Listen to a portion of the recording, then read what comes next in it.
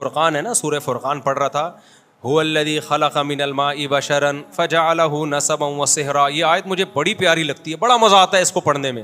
سورہ فرقان پڑھا کرو، بہت مزہ آئے گا.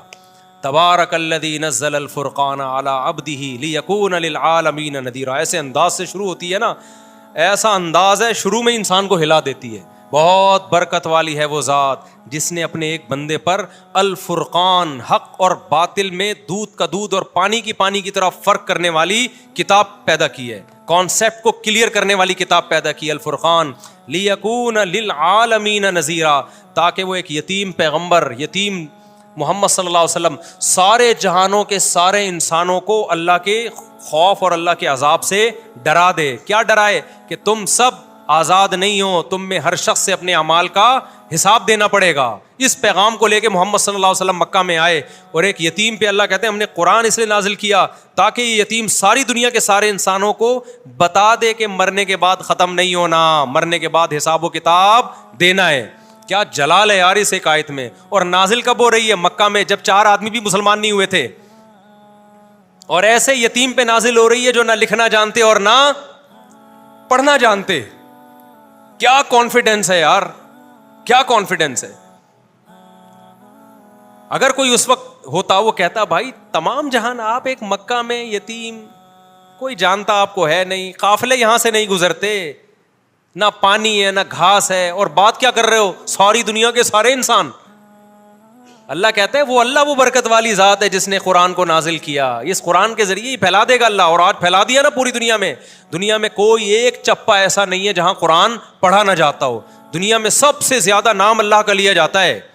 اذانیں دیکھو پوری دنیا میں پھیل چکی ہیں. تو اسی سورہ فرقان میں اللہ کہتا ہے خلق من الماء بشرا. اللہ کہتے ہیں تمہیں اللہ کی قدرت سمجھ میں نہیں آتی. ایک غلیظ پانی سے انسان کو بنایا میں نے، اس پانی کو دیکھو، اور بنا کے کیا فجعلہ نسبا وصہرا. اس کو 2 خاندان دے دیے، ددیال نلیال، اور بلوغت کے بعد ایک خاندان دے دیا سسرال. اتنی بڑی عزت دے دی اس کو، خاندانوں میں پیدا کیا. اس کی خوشی پہ ددیال نلیال بھی خوش ہوتا ہے، سسرال بھی خوش ہوتا ہے. اس کے رونے پہ ددیال نلیال بھی روتا ہے اور سسرال بھی روتا ہے. ایک پانی کو اتنی عزت آٹومیٹیکلی اب بولتی بند نہیں مل سکتی. لوگ کہتے ہیں نا بولو نہ بولا نہیں بولا کرو، آپ خود ہی بول لیا کریں تاکہ میں بولو نہ نہیں بولا کروں، سینٹینس مکمل کر لیا کریں. ایک غلیظ پانی تھا، کوئی کہہ سکتا تھا ایک ایسے پروسیس سے اس کو ابھی گزارا جائے گا، ایک ایسی مشین میں کہ یہ چودھری اور وڈیرا بنے گا، ٹھیک ہے نا، یہ سائنٹسٹ بنے گا، اور یہ ایک سیاستدان بنے گا، یہ ایک بڑا آدمی بنے گا، یہ ملینز بنے گا، بلینئرز بنے گا، اور پھر اس کا ایک خاندان ہوگا. اس کو تنگ کرو گے اس کا باپ بھی آئے گا، ماں بھی آئے گی لڑنے کے لیے، پورا پیچھے خاندان ہوگا. اس کے رونے پہ خاندان روئے گا. پھر اس کا ایک، اللہ نے تو ایک سسرال کا ذکر کیا. میں نے اس آیت کی قدر کرتے ہوئے میں نے کہا جب سسرال اتنی بڑی نعمت ہے تو 4 ہونے چاہیے. تو میرے اوپر یہ آیت اور زیادہ فٹ آ رہی ہے. کیا خیال ہے بھائی کہ هو الذی خلق من الماء بشرا، اللہ نے ایک غلیظ پانی سے انسان کو پیدا کیا اور اسے نسب بھی دیا، اور 4 عدد نسب ایک دیا، سسرال کتنے دے دیے. اس سے پتہ چلتا ہے، اس آیت سے پتہ چلتا ہے کہ خاندان ایک بہت بڑی نعمت ہے، اور نعمت جتنی زیادہ ہو اتنا اچھی ہوتی ہے. پیسہ نعمت ہے یا نہیں ہے؟ تو کبھی کوئی کہتا ہے زیادہ پیسہ ایکچولی میں خرچ کہاں کروں، ایکچولی مینیج کرنا مشکل ہے. ابے لے آ، بعد میں دیکھیں گے کیا مینیج کرنا ہے اس کو. تو اولاد بھی نعمت ہے. یہب لمن یشاء اناثا، اللہ کہتے ہیں گفٹ کرتا ہوں بیٹے بیٹیاں، آنے دے. آنے کے بعد کرنا ہے کہ کرنا کیا ہے ان کا، آنے میں نہیں روکنا ان کو کہ گفٹ کم لینے ہم نے، گفٹ تو جتنے زیادہ آ جائیں. اس کے بعد پھر ان کا کرنا کیا ہے. تو بچے پیدا ہونے سے مت روکو، ہونے کے بعد پھر پلاننگ کرو. مسئلہ یہ نہیں ہے بچے جو بگڑتے ہیں نا، اس لیے نہیں کہ زیادہ ہے، اس لیے کہ پیدا ہونے کے بعد بھی نہیں سوچ رہے ہوتے ان کو بنانا کیا ہے ہم نے. وہ تو ایک بھی بگڑ جائے گا، پھر تمہارا بچہ پیدا ہوا تم قیامت تک سوچتے رہو گے کرنا کیا ہے اس کو، تو چور بن جائے گا آٹومیٹیکلی، ڈاکو بن جائے گا.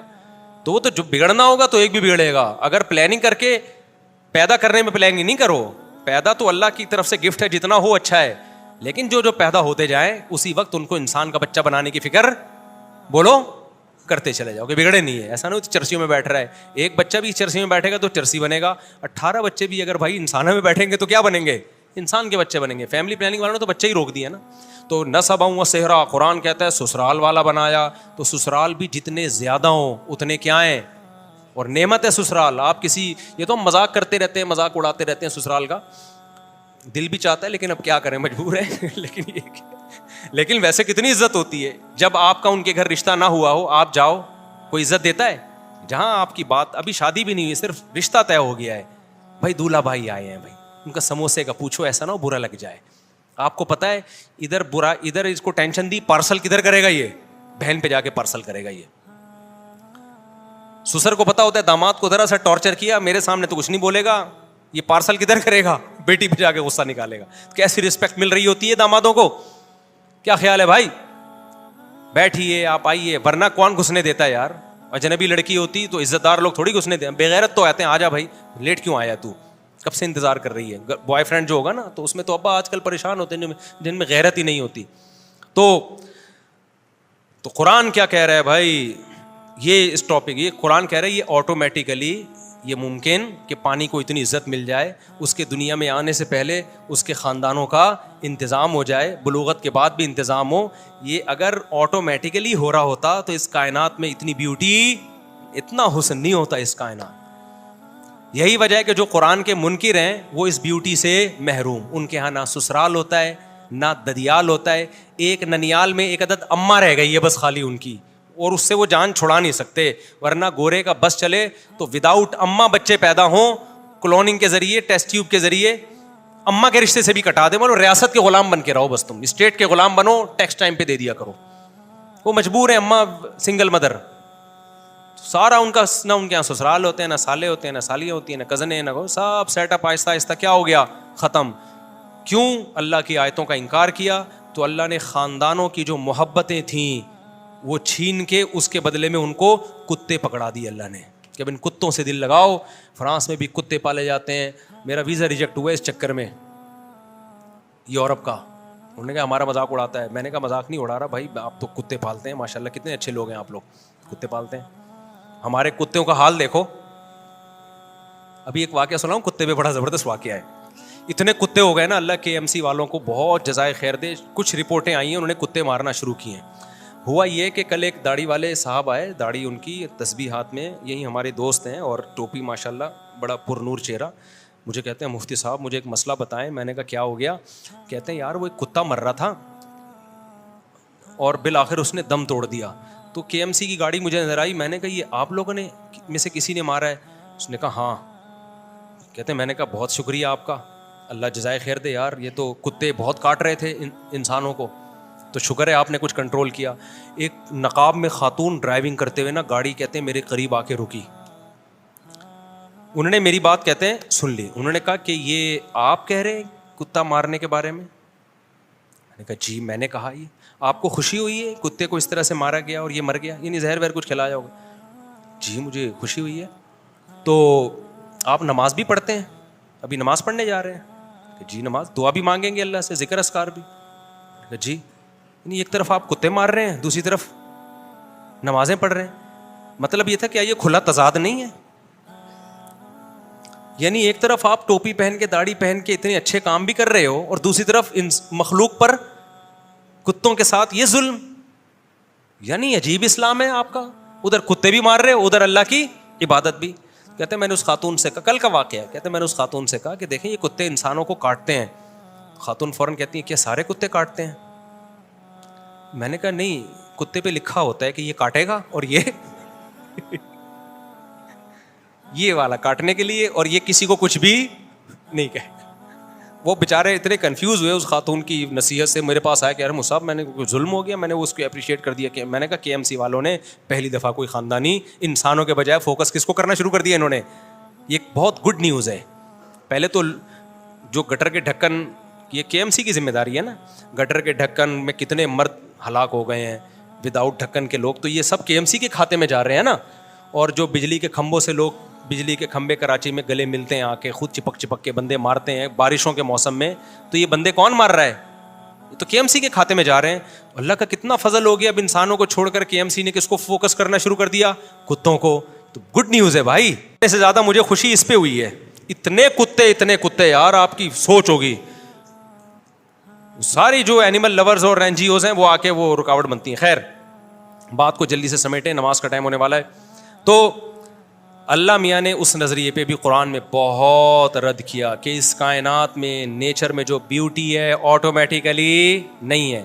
دوسرا نظریہ شرک کا, جو اللہ کو مانتے ہیں وہ اللہ کے علاوہ بھی بہت سوں کو مانتے ہیں. ہندو دیکھو نا کتنے کتنے بھگوان ان کے, تو قرآن نے کہا اللہ کا مطلب کیا ہے, صرف ایک, کسی مزار پہ کسی قبر سے نہیں مانگنا, کسی بزرگ سے نہیں مانگنا. انتم الفقراء الی اللہ, تم سب کے سب اللہ کے در کے محتاج, حاجت روائی مشکل کشائی اللہ کے سوا کوئی نہیں کرے گا. اور تیسرا قرآن نے جس چیز کو فوکس کیا, جس کا اس آیت میں تذکرہ ہے کہ موت کے بعد حساب و کتاب ہے. تو یہ جو آیت میں نے پڑھی ہے نا, ہوا یہ تھا تینوں پہ مذاق اڑتا تھا نبی صلی اللہ علیہ وسلم کا, لیکن سب سے زیادہ مذاق پتہ ہے کس عقیدے پہ اڑایا جاتا تھا؟ خدا کے انکار یا خدا کی توحید پہ نہیں. سب سے زیادہ نبی کا مذاق اڑایا جاتا اس نظریے پہ کہ ہم مرنے کے بعد دوبارہ زندہ ہوں گے. جب ان کی بات ہوتی نا کہ صرف ایک اللہ ہے تو وہ طنز کرتے تھے, استہزاء بہت زیادہ نہیں کرتے تھے. وہ جب ان کو کہا جاتا کائنات کو بنانے والا کوئی ہے, نظریاتی اختلاف کرتے تھے, اس پہ استہزاء نہیں کرتے تھے بہت زیادہ. لیکن جب یہ کہا جاتا موت کے بعد زندگی ہے, اس پہ بہت مذاق اڑایا مشرکین نے. سورہ یاسین ہے نا, قرآن کہتا ہے مشرک بوسیدہ ہڈی لے کر آیا قبر کی پرانی, کہنے لگا من یحیی العظام وہی رمیم, بھائی یہ ہڈی سڑ گئی, کیڑے کھا گئے, یہ زندہ ہوگی. ہی ہاتا لما توعدون. دوسرے مقام پر ہے اے لوگو یہ پیغمبر جو تم سے وعدہ کر رہا ہے نا موت کے بعد زندگی, ہی ہاتا, یہ عقل سے بہت کیا ہے, ہی ہاتا. ہم کہتے ہیں بھائی یہ بالکل فضول بات ہے, معاذ اللہ, بالکل کھپڑی میں آنے والی نہیں ہے. ہم مر کے سڑے کیوں؟ زندہ کرنا ہوتا باڈی, اللہ سلامت کیوں نہیں رکھتا؟ سڑ گئے, درندے کھا گئے, کھاد بن گئے, نالوں میں بہہ گئے, جلا دیا, اب کیا زندگی ہے؟ اس نظریے پہ جتنا مذاق اڑایا گیا ہے نا اسلام کا اور پیغمبر اسلام صلی اللہ علیہ وسلم کا, اتنا مذاق کسی اور عقیدے پہ بولو نہیں اڑایا گیا. اس لیے قرآن اس کو بہت زیادہ فوکس کرتا ہے. قرآن کہتا ہے جو اس آسمانوں اور زمین کو اور اتنی خوبصورت کائنات کو پہلی مرتبہ بنا سکتا ہے, جو تم نے مان لیا کہ پہلی مرتبہ تو بنے ہیں نا, تو دوبارہ کیوں نہیں بنا سکتا بھائی؟ اللہ نے پھر مثالیں کیسی کیسی دی ہیں. اللہ ہم سے ہماری زبان میں مثالیں سمجھاتا ہے, جو مثالیں ہمارے کلچر میں رائج ہیں. اللہ کہتے ہیں بتاؤ کسی چیز کو پہلی دفعہ بنانا آسان ہے یا دوسری دفعہ؟ دوسری دفعہ آسان ہوتا ہے. تو جس نے پہلی دفعہ بنا لیا وہ دوبارہ کیوں نہیں بنا سکتا بھائی؟ منی سے انسان بنا دیا تو اس انسان کو مر کے دوبارہ کیوں نہیں بنا سکتا؟ ریپیئرنگ تو آسان ہے, فرسٹ ٹائم ایجاد کرنا. ادھر موبائل مارکیٹ میں نیا موبائل آتا ہے, فوراً 20 کاپیاں اس کی آ جاتی ہیں. وہ کاپی کرنے والے فرسٹ ٹائم نہیں بنا سکتے تھے, دیکھ دیکھ کے کاپی کر لیتے ہیں.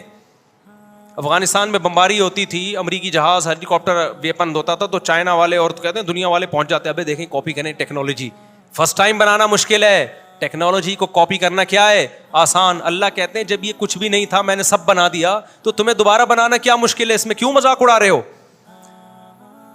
تو پھر وہ اسی مذاق میں نا نبی سے آ کے کہا کرتے تھے اچھا کب ہوگا یہ ٹائم تو بتائیں, یہ دوبارہ زندگی ہمیں کب ملے گی, قیامت کب آئے گی, وہ عذاب کب ہوگا؟ تو اس کو قرآن نے جزو قرآن بنا دیا ان آیتوں کو. سأل سائل بعذاب واقع, اے نبی آپ سے ایک پوچھنے والا آ کے پوچھتا ہے مذاق اڑانے کی نیت سے, وہ عذاب کب واقع ہوگا جو واقع آپ کے خیال میں واقع ہونے والا ہے؟ بتا دینا, ٹائم بتا دینا. جیسے ایسے ہی ہے جیسے کوئی ہمیں دھمکی دے رہا ہو میں پولیس لے آؤں گا, کہتے ہیں لے آنا, ٹھیک ہے نا, بتا دے یار کب آئے گی. تو مذاق اڑانا شروع کر دیا. اللہ نے قرآن میں جگہ جگہ کہا ہے کہ میں نے اس کا علم کہ کب آئے گی کسی مقرب پیغمبر یا فرشتے کو بھی اس کا علم نہیں دیا. یہ دماغ سے نکال دو کہ میں یہ بتاؤں گا کب آئے گی, اس میں حکمتیں ہیں. ٹائم نہیں بتایا اللہ نے. قل لا یجلیھا لوقتھا الا ھو, اے نبی ان سے کہہ دیجئے اس کو اس کے وقت پہ وہی ظاہر کرے گا, مجھے اس کے بارے میں علم نہیں ہے. میں پیغمبر ہوں, پیغمبر کا کام, میسنجر کا کام جو میسج ملے اس کو آگے ڈیلیور کرنا ہے. مجھے جو میسج ملا ہے وہ یہ ملا ہے کہ یہ بات ڈیلیور کر دوں کہ تمہارا حساب و کتاب ہوگا, کس دن ہوگا یہ مجھے خود بھی نہیں پتا. ایک موقف تھا, اگر محمد صلی اللہ علیہ وسلم معاذ اللہ نقل کفر جھوٹے نبی ہوتے اور دنیا کی لالچ اور چاہت میں نبوت کا اعلان کیا ہوتا تو آپ کہہ دیتے 100 سال بعد آئے گی. کیا خیال ہے؟ 200 سال بعد آئے گی. 200 سال بعد کون جا کے دیکھتا بھائی؟ نبی کو معاذ اللہ نقل کفر جو عزت حاصل کرنی تھی، جو دولت، وہ تو مل جاتی نا بھائی. دنیا میں جو نفس پرست لوگ ہوتے ہیں وہ کہتے ہیں یار ابھی تو لوٹو، ہمارے مرنے کے بعد جو مرضی ہوتا رہے. لیکن تمام پیغمبروں کا موقف اس میں ایک ہی تھا، مضبوط موقف. ہمیں معلوم نہیں ہے، ہمیں نہیں پتا، کیونکہ ہم عالم الغیب نہیں ہیں. قرآن نے یہ بھی کہا، یہ سوال بھی بہت دہراتے تھے، کب آئے گی، کب آئے گی، ٹائم بتائیں، ٹائم بتائیں. قرآن ہر دفعہ ایک ہی بات کو ریپیٹ کرتا ہے لیکن مختلف انداز سے. تو قرآن نے ایک جگہ یہ بھی کہہ دیا سورہ اعراف میں یا سورہ انعام میں کہ اے نبی آپ ان سے کہہ دیجئے قل لا اعلم الغیب، مجھے غیب کا علم نہیں ہے، مجھے غیب کا علم نہیں ہے، مجھے نہیں پتا کب آئے گی بھائی. یہ تو جس سے جو دے گا وہ بتائے گا تو پتہ چلے گا، وہ نہیں بتا رہے. یہ فرشتے کو بھی علم نہیں. بخاری مسلم کی حدیث ہے، جبریل علیہ السلام نبی کے پاس آئے انسانی شکل میں اور نبی سے آ کے پوچھا کہ ایمان کیا ہے، اسلام کیا ہے. آپ نے بتایا ایمان ایک خدا پہ ایمان لانا، موت کے بعد زندگی، فرشتوں پہ ایمان. جبریل نے پوچھا کہ اسلام کیا ہے؟ آپ نے فرمایا اسلام ہے 5 نمازیں قائم کرنا، زکوٰۃ ادا کرنا، رمضان کے روزے رکھنا اور حج بیت اللہ کرنا. آپ نے فرمایا جبریل نے احسان کیا ہے؟ یعنی ہر عمل میں ایکسیلنسی کسے کہتے ہیں؟ آپ نے فرمایا ان تعبد اللہ کأنک تراہ، اللہ کی ایسے عبادت کرو جیسے کہ تم اس کو دیکھ رہے ہو. یعنی تم اللہ سے تمہارا تعلق مضبوط ہو. ظاہر ہے اب تعلق مضبوط ہوتا ہے تو عبادت میں ایکسیلنسی پیدا ہوتی ہے کہ نہیں ہوتی؟ پھر جبریل نے پوچھا اچھا بتائیں قیامت کب آئے گی؟ آپ نے کیا جواب دیا؟ مل مسئول عنہا باعلم من السائل، ہر سوال کا جواب میرے پاس نہیں ہے. فرمایا جس سے پوچھا جا رہا ہے اس کو پوچھنے والے سے زیادہ معلومات نہیں ہے. یعنی نبی نے بتا دیا مجھے پتا ہے کہ تمہیں بھی نہیں پتا ہے کہ کب آئے گی، مجھے بھی نہیں پتا ہے اور تمہیں بھی نہیں پتا ہے. پھر جبریل نے کہا کہ یا رسول اللہ علامتیں بتائیں قیامت کی، یہ تو نہیں پتا کب آئے گی، کچھ علامتیں تو ہوں گی، آپ نے علامتیں بتائی ہیں. ہمارے نبی نے قیامت کی علامتیں بتائی ہیں، قیامت کا ٹائم نہیں بتایا. اس میں ایک بڑی علامت کیا بتائی؟ ان تلد الامۃ ربتہا، باندی اپنے آقا کو جنے گی. کیا مطلب؟ ہونا یہ چاہیے جو پیدا ہوا ہے وہ جس نے پیدا کیا اس کو اپنی ماں یا اپنا باپ سمجھے، لیکن پیدا ہونے کے بعد آپ اپنا باپ پیدا کرو گے، جو کہ آج کل کیا ہو رہا ہے. آج کل اولادیں ماں باپ سے ڈرتی ہیں، جوان اولادیں ماں باپ سے ڈرتی ہیں، ماں باپ جوان اولادوں سے ڈرتے ہیں. بولو نا، ماں باپ ڈرتے ہیں کس سے؟ بہویں ساسوں سے ڈرتی ہیں یا ساسیں بہوؤں سے ڈرتی ہیں؟ ساسیں بہوؤں سے ڈرتی ہیں. آج کل بہو آئی ہے بیچ کے نہ کھا جائے ہمیں. ونس اپون اے ٹائم بہوؤں پہ ظلم بہت زیادہ ہوا، اب بھی ہوتا ہے، لیکن اب ساس کو بھی لفٹ کرانا جو مدر ان لا ہے قرآن کے مطابق، اس کو لفٹ کرانا انڈیپینڈنٹ انڈیویجول میں لائف گزارتی ہیں. میرے ہسبینڈ ہے، یہ ہے، میں ان کی وائف ہوں. آپ کون ہیں؟ آپ ان کی مدر ہوں گی نا. لائف کو انجوائے کریں اپنے ہسبینڈ کے ساتھ. وہ کہہ رہی بیٹا پانی پلا دو، بیٹا آج کچھ اچھی سی کھچڑی پکا کے کھلا دو، تو فوراً ایک بیان چلا دیں گی بہو پہ ساس کی خدمت واجب نہیں ہے، اور ساس سسر کا اسلام میں کوئی رشتہ نہیں ہے. اس کا مطلب یہ جو قرآن نے کہا ہے کہ اس نے پانی سے انسان کو پیدا کر کے نسب والا سسرال والا بنایا، تو یہ سسرال والا اللہ نے ایویں ہی ذکر کر دیا. تو سسرال والے میں تو سب سے پہلے ساس سسر ہی آئیں گے نا، شوہر کے ماں باپ ہی تو آئیں گے. یہ تو اللہ میاں نے ایسے ہی کہہ دیا. نئے نئے اسکالر مارکیٹ میں آ رہے ہیں، کچھ بھی پھینکتے چلے جاؤ پھینکتے چلے جاؤ. میں مانتا ہوں بہوؤں پہ بڑا ظلم ہوتا ہے، وہ حرام ہے، ناجائز ہے جو آج کل ظلم چل رہا ہے مارکیٹ میں، لیکن یہ بھی نہیں ہے کہ بہو اور ساس کا کوئی رشتہ ہی نہیں ہے. جو بھائی رشتہ ہے اور ایک محترم رشتہ اللہ نے بنا دیا. تو خیر کہاں سے بات، جلدی جلدی ٹائم بہت کم رہ گیا، جلدی کدھر چھوڑا ہے میں نے؟ پانی. ہاں، ان تلد الامۃ ربتہا، نبی نے فرمایا قیامت کی علامات ہیں کہ باندی اپنے آقا کو جنے گی، یعنی باپ اپنے باپ کو جنے گا. آج کل جو ابا سے پیدا ہو رہے ہیں نا وہ ابا کے باپ پیدا ہو رہے ہیں. ابا پوچھ ہی نہیں سکتے تو لیٹ کیوں آ رہا ہے، پوچھ سکتے ہیں آج کل جوان اولادوں سے گٹر کے ڈھکن پہ اتنی دیر سے کیا کر رہا تھا بیٹھا ہوا. فوراً جو فلمیں ڈرامے دیکھتے ہیں نا، ڈیڈی پاپا، ایک تو ابو بلوایا کرو یار. ابا کو ابو کے لفظ میں کتنا پیار ہے یار. شکر ہے ہم اپنے ابو کو ابو بولتے تھے. پاپا ڈیڈی بھی جائز ہے، بابا بھی جائز ہے. میرے ایک چینل کے بچے مجھے بابا بولتے ہیں، 3 چینلوں کے ابو بولتے ہیں. میرے پاس تو ہر قسم کی سہولت ہے، ڈیڈی بھی بلوا سکتا ہوں، لیکن جو بابا بولتے ہیں نا میرا دل چاہتا ہے وہ مجھے کیا بولیں؟ ابو بولیں. ابو کے لفظ میں بڑا پیار ہے یار. خیر بابا پاپا ڈیڈی بھی چلتا ہے. ایک تو ہمارے جاننے والے ہیں, وہ ناراض نہ ہو جائیں, ان کے بابا پاپا اس طرح کتنے ہیں, تو لوگ کہتے ہیں بیکری کا سارا آئٹم ان کے یہاں, پاپا بھی اور پتہ نہیں مختلف چیزیں ان کے یہاں ہیں, اور بھی ہیں وہ نہیں لوں گا, وہ پھر ناراض ہو جائیں گے. وہ سارے بیکری کے آئٹم ہیں جو انہوں نے گھر میں لا کے رشتوں کے نام رکھے ہوئے ہیں. تو ابو کا لفظ میں کیا ہے, امی کے لفظ میں کیا ہے, پیار ہے بہت. امی ابو کتنا پیارا لفظ لگتا ہے, سارے چیزیں گوروں کی. ڈیڈ, جب ڈیڈ بولو گے نا تو بولے گا oh dad what are you doing, صحیح ہے نا, وہ پھر پوری انگلش لے گا, آدھی نہیں لے گا وہ. ابو کو ایسا بولنا بہت, ابو کے لفظ میں اتنا پیار ہے. ابو یہ کیا کر رہے, یہ نکلتا ہی نہیں ہے منہ سے, ابو بول دیا تو بس ہتھیار آپ نے ڈال دیے. اب ایسا نہ ہو ڈیڈی کو جا کے کچھ الٹا سیدھا بولنا شروع کر دو. ڈیڈ بول رہے ہو, ابو بول رہے ہو, چلو جو مرضی بولو, لیکن باپ کو سمجھو. کیا باپ ہے, وہ تمہیں ڈانٹ سکتا ہے, ضرورت پڑے تو تھپڑ بھی لگا سکتا ہے, مار دے, آگے سے سینہ مت اکڑا کرو. یہ قیامت کی علامات ہیں کہ بڑے چھوٹے بن جائیں گے, اور چھوٹے کیا بن جائیں گے, باپ بن جائیں گے. وقت مکمل ہو گیا, اذان بھی ہونے والی ہے, تو یہ 3 ٹاپک سمجھ میں آ گئے.